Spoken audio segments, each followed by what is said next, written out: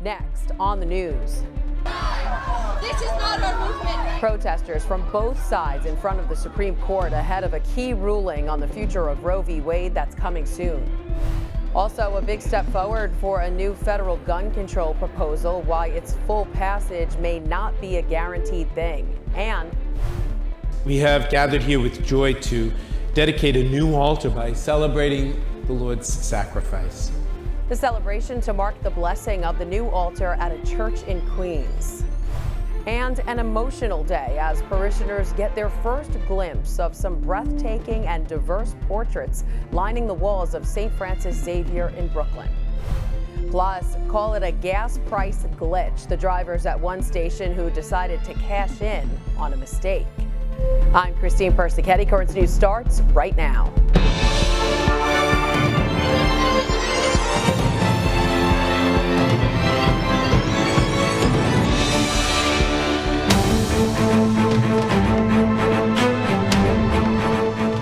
To a developing story, tensions are high in the nation's capital and around the country as we await the Supreme Court's ruling on Roe v. Wade. A landmark decision protecting abortion for nearly 50 years is on the line, and it could come any day now.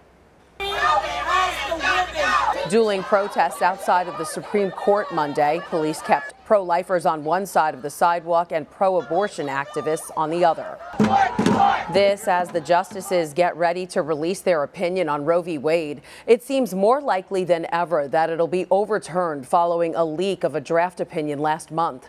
Homeland Security says that leak led to an increase in violent threats from pro-abortion rights extremists. Some described burning down or storming the Supreme Court and murdering justices. Last week, an armed man was arrested near Justice Brett Kavanaugh's home and charged with attempting to kidnap or murder him. So now there's a high fence around the highest court in the land. And last month, I accelerated the protection of all the justices' residences 24/7. Also last week, a pro-life pregnancy center in upstate New York was destroyed by fire, and one in North Carolina was spray painted with the words, "If abortions aren't safe, neither are you." The U.S. bishops are pleading for peace as these attacks mount, releasing a statement reading in part, "We urge our elected officials to take a strong stand against this violence and our law enforcement authorities to increase their vigilance in protecting those who are in increased danger." Now, if the Supreme Court does decide to overturn the decades-long ruling, abortion rights would be left up to states. The sky is on the verge of falling literally in the next week or two. That is a very real possibility, and that's why we're here today. Governor Kathy Hochul took steps to protect abortion in New York State by signing a package of bills Monday.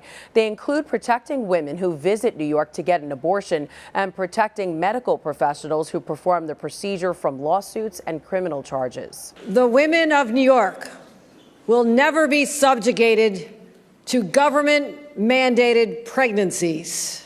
The New York State Catholic Conference released a statement after the bill signing, saying, "At a time when women and children need more support than ever, we are disappointed to see New York continue to focus on promoting abortion."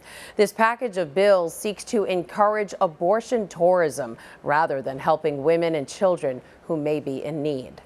If Roe v. Wade does end up being overturned, abortion access will immediately end in 13 states with trigger laws already on the books. Since some anti-abortion lawmakers have long hoped for this day, these state legislatures have already passed laws that would become enforceable immediately or soon after the court overturns the precedent.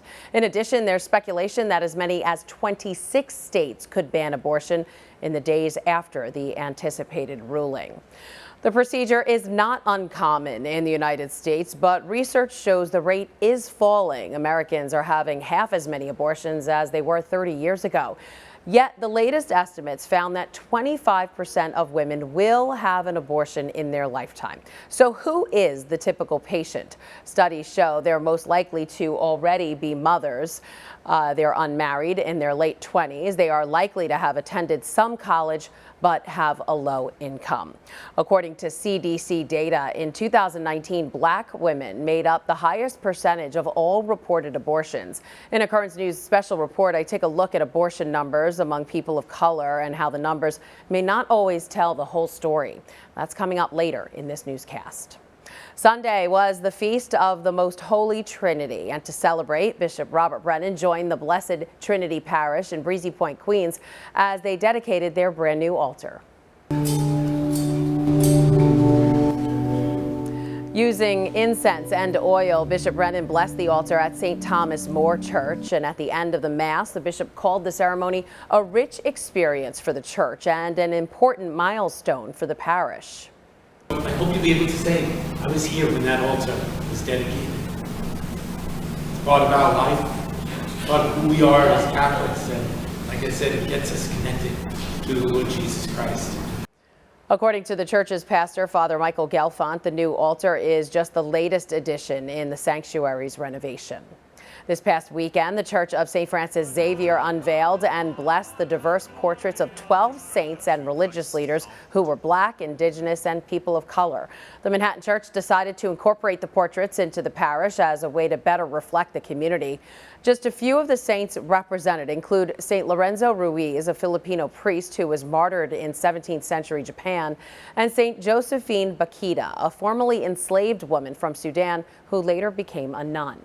The church commissioned Queens artist Patricia Brintle to paint each portrait. She joined parishioners after Mass on Sunday and told them she would recite a prayer before starting each painting. Turning now to prayers for Ukraine inside St. Patrick's Cathedral. The iconic church on Fifth Avenue led a memorial service for the victims of the war.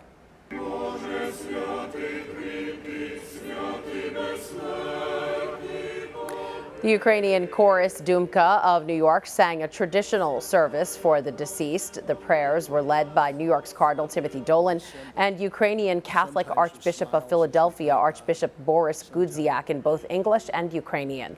The Ukrainian Archbishop thanking those in attendance for their support for the war-torn country. May God reward all of you 100-fold. The people of Ukraine, thank you from the depths of their hearts. The Archbishop estimates American Catholics have donated more than $100 million in humanitarian aid to help the people of Ukraine. Russian troops withdrew from Kyiv weeks ago, but they have left behind horror and devastation.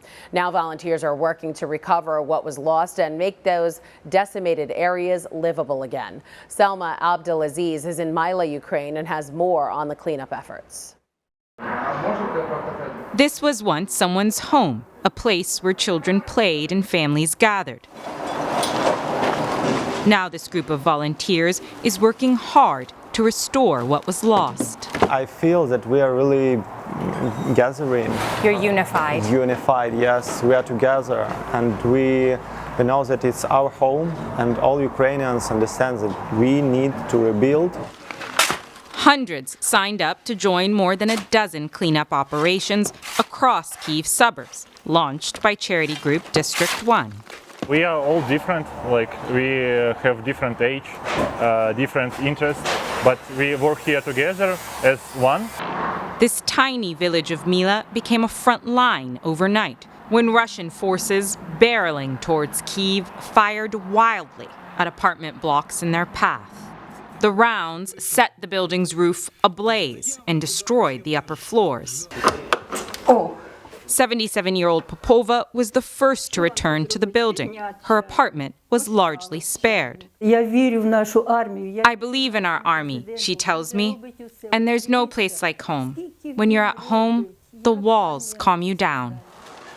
With war never far, just living in Ukraine feels like an act of defiance. Selma Abdelaziz, Mila, Ukraine. The Pope's knee problems are proving to be too much for the Holy Father's busy schedule. He has now canceled a second event on his calendar. The Holy See press office now confirming the pontiff will not take part in a Corpus Christi Mass or procession due to knee pain. For the past 2 years, because of the pandemic, the solemnity has been inside St. Peter's Basilica with limited attendance and no procession. The solemnity of Corpus Christi is this Thursday, June 16th.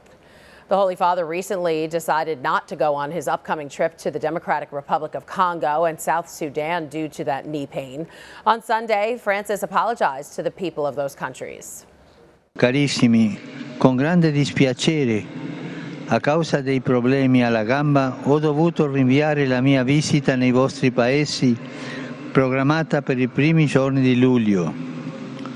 Provo davvero un grande rammarico per aver dovuto rinviare questo viaggio, a cui tengo moltissimo.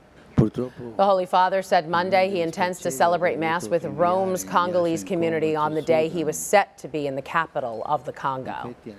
It could be the first major gun control law for the U.S. in years. Senators have created a bipartisan framework for it, but while it appears to have enough votes to pass the Senate, it still has a long road ahead. Amy Kiley has the latest. We shouldn't take a victory lap yet. We're not at the finish line, but we at least can see it, and that's an encouraging development. Senators who support the new bipartisan framework for gun safety legislation say they're hopeful a bill created from it could pass. It addresses issues like mental health, school safety, and illegal gun purchases. These 10 Republican senators say they support it, and that's enough to override a filibuster. Senate Minority Leader Mitch McConnell is complimenting the negotiators, but the gun control framework isn't a bill yet. There are provisions that will be tricky. Senator Chris Coons helped negotiate the plan. He says language around gun shows might need extra attention, as well as straw purchases. Those are when a person illegally buys a firearm for someone else. Senate Majority Leader Chuck Schumer says he'll send the bill to the floor as soon as possible. I'm cautiously optimistic that we can get this passed out of the Senate in about the next 2 weeks before early July. Now some advocates are expressing cautious optimism, too. This is substantially more than we've seen in decades from Congress. Is this everything that I want? Definitely not, but it is something. I'm Amy Kiley reporting. The U.S. Conference of Catholic Bishops is joining in the gun control debate. In a letter addressed to lawmakers, the bishops say bipartisanship is never more important than when it is required to protect life and end the culture of death. We invite you to support these measures and to be part of building up the culture of life that is so needed in our society, not just as elected officials, but as mothers and fathers, grandparents and aunts and uncles of little children or teachers whom you expect to return home safely today. The bishops also want you to help protect life by reaching out to Congress to urge them to pass gun control measures. They've made it pretty easy for you. Just go to votervoice.net/USCCB/campaigns and click on Urge Congress to Act on Gun Violence. There you'll see a pre-written letter for lawmakers ready to go. You just have to enter your information. There's a lot more news headed your way. It's a money-saving strategy that's making a return, how those high prices have brought back couponing. And the new Supreme Court ruling that will have an impact on immigration policy.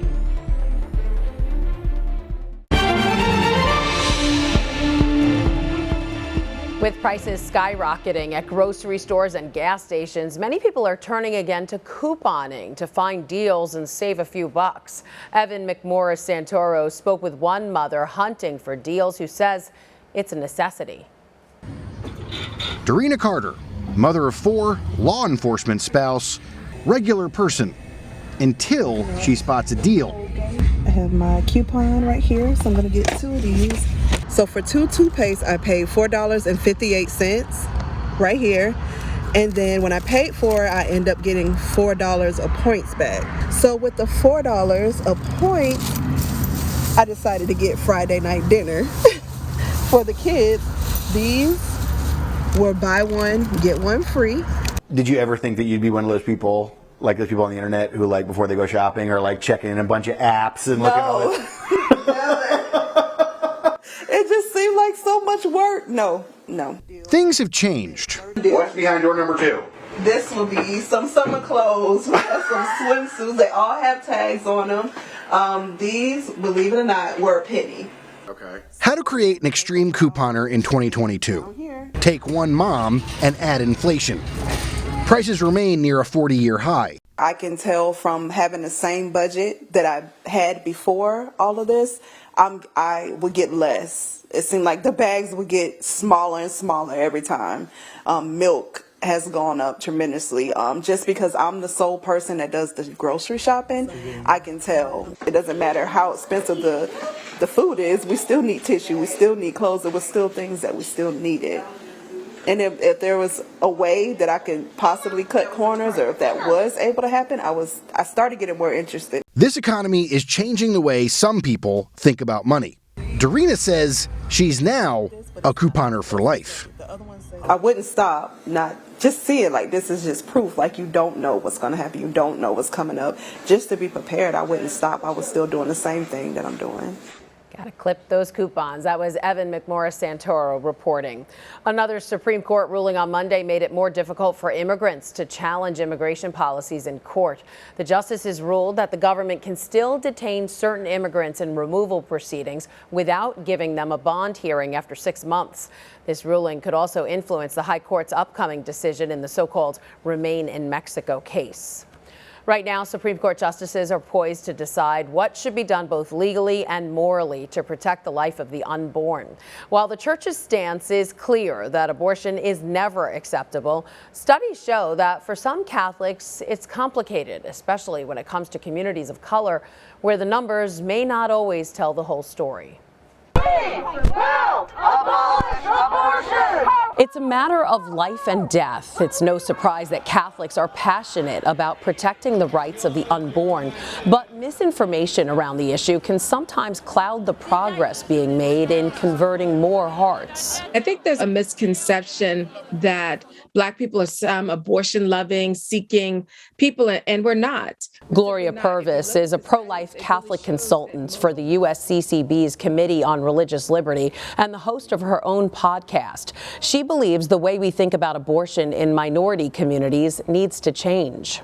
We have people saying that abortion for women of color is really their way to access greater economic stability. And it's often, I think, pushed on communities of color as if this is a solution to all that ails us. But I reject that because I don't believe a way of solving poverty is to kill the poor.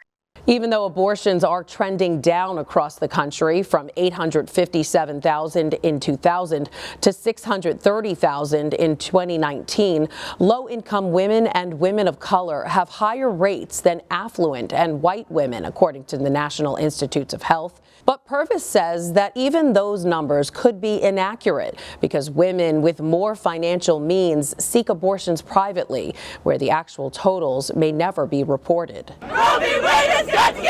The church's teaching on abortion is definitive. Killing an unborn child under any circumstances is not an option. And yet, many Catholics struggle with the topic, leading to misrepresentations that go beyond communities of color. Many Americans feel a lot more conflicted about abortion than the kinds of labels that are immediately available, labels like pro-choice and pro-life. Instead, we had a lot of Americans who said, well, I feel this way in some circumstances and this way in others. Dr. Tricia Bruce, a sociologist associated with the University of Notre Dame Center for Religion and Society, studies the impact of abortion when it relates to Catholics. It's a hugely diverse population. So you have all these metrics of difference that make Catholics actually look kind of like a microcosm of the United States as a whole. And so for that reason, you see also within Catholics pretty big differences in terms of how they view abortion. Like most Americans, Catholics are divided by party, with those who identify as Republican opposed 63% of the time, while Democratic-leaning Catholics are in favor by 77%.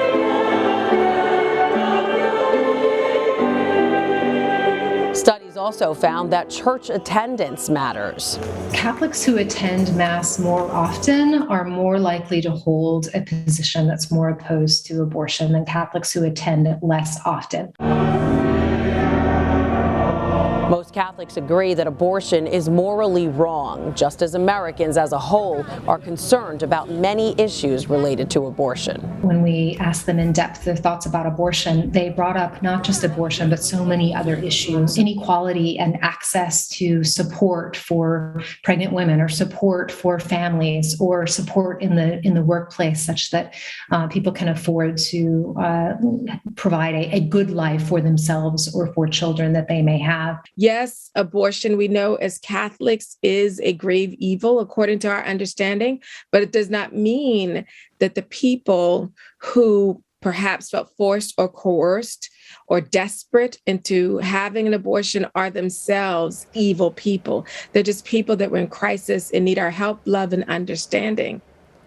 Gloria Purvis, who's based in Washington, went on to say that if Roe v. Wade is overturned by the Supreme Court, it will be more important than ever for pro-life movements at the state level to offer more robust assistance and outreach to women in communities of color. Still to come on Currents News, we all know how high gas prices have been, but drivers were surprised when they saw the price at one station. We'll explain exactly what happened. And the amazing teen who overcame an enormous obstacle ahead of his high school graduation. Gas prices in New York City continue to surge. The latest average sits at $5.16 per gallon. That's up 15 cents compared to the national average, which is currently just over $5 a gallon. According to GasBuddy.com, gasoline prices in the U.S. jumped considerably since the end of May. That's when the cost of a gallon averaged $4.60. While people nationwide continue to suffer through the pain at the pump, some California drivers enjoyed a more welcome kind of sticker shock. A glitch at one station had pumps cranking out gas for just 69 cents a gallon. Steve Large is in Rancho Cordova and spoke with some of the lucky customers who cashed in on the mistake. 69 cents a gallon. A gas station glitz giving Daryl Sarita a sweet deal. We ain't playing today. Shout out the homie right here. He posted the incredible error to his Instagram page. Yeah, I looked at the numbers and I seen it was 69 cents a gallon. So, you know what I did? I hit that button and it started pumping and the dollar sign just stayed low. Word got out fast. Families, friends, all getting phone calls. It was crazy. It turned into like a circus within a matter of minutes. I started looking around and everybody had a smile. Like everybody had a big smile and they kind of were like not looking at you in your eyes. Somehow, the decimal point in the advertised price was mistakenly moved. $6.99 a gallon for premium became 69 cents a gallon. I've never seen gas this price in my lifetime. Could you imagine that? Like, this is history right here. The mistake took management at the station 3 hours to fix. They would not comment. What was your final total for a full tank? $14. In a summer of soaring gas prices, people are still trying to make sense of. This gas station was selling it for just cents. So what are you going to do with the money you saved? Buy more gas tomorrow once I run out. Wow, $14 for a tank of gas. I don't even remember that. That was Steve Large reporting. The last time gas prices were an average of 69 cents a gallon was 44 years ago in 1978. Finally, the story of a promise made and kept. A Massachusetts teenager paralyzed from the waist down took a big step during his graduation Friday.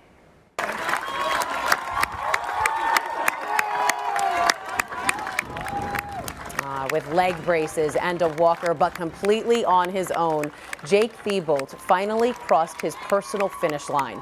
Back in September, the 18-year-old suffered spine fractures during a hockey game. But with his high school graduation right around the corner, he made it his mission to walk across the stage and receive his diploma. Jake is headed off to college in the fall, and his father said Jake is determined to walk better and go even farther. No doubt he will. And that is Currents News. I'm Christine Persichetti. Thank you for joining us because we are putting your faith in the news. Hope to see you again next time.